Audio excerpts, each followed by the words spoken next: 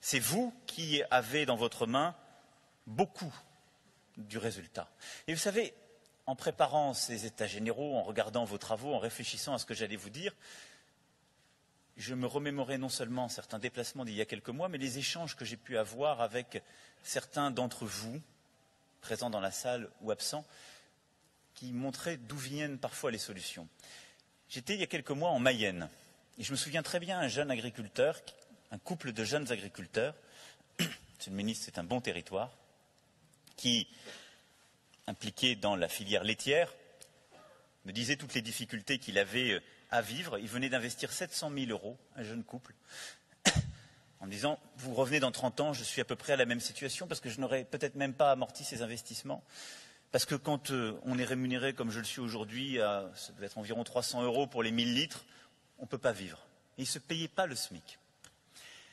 Ce couple a réussi à rentrer dans une démarche, c'est qui le patron, et a signé un accord tripartite producteur-transformateur-distributeur. Cette démarche ne doit rien à l'État, c'est une de ces démarches locales qui est faite avec des acteurs qui sont ce que vous représentez.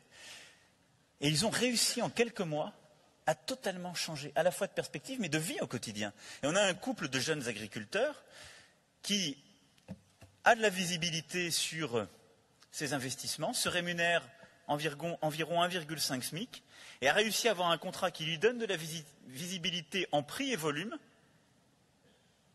Et d'ores et déjà, ils ont commencé à monter en gamme.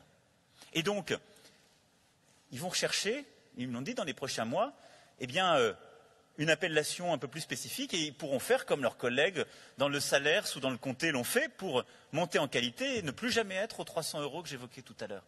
Tout ça pour vous dire que la solution, elle n'est pas que dans une loi, que dans une disposition émanant d'en haut, elle est aussi dans l'initiative qui sera prise partout sur le terrain et par tous les acteurs. Eh bien, cette démarche, ce cas concret que je viens d'évoquer, je souhaite que vous puissiez collectivement le généraliser et revaloriser les 2,4 milliards de litres de lait de consommation en France, vous engager sur une contractualisation pluriannuelle et sur la philosophie que je viens d'évoquer. Voilà ce que j'attends de vous sur ce plan-là.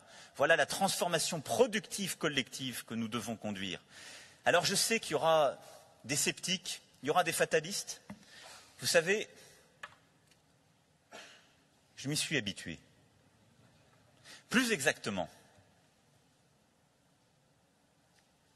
j'ai toujours refusé de m'y habituer.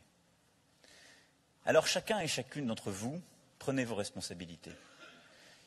Il y en a qui hausseront les épaules, qui prendront des mines, l'air d'avoir tout vu, qui diront « il n'arrivera jamais à tout ça », qui décideront de se rebattre comme ils sont toujours battus.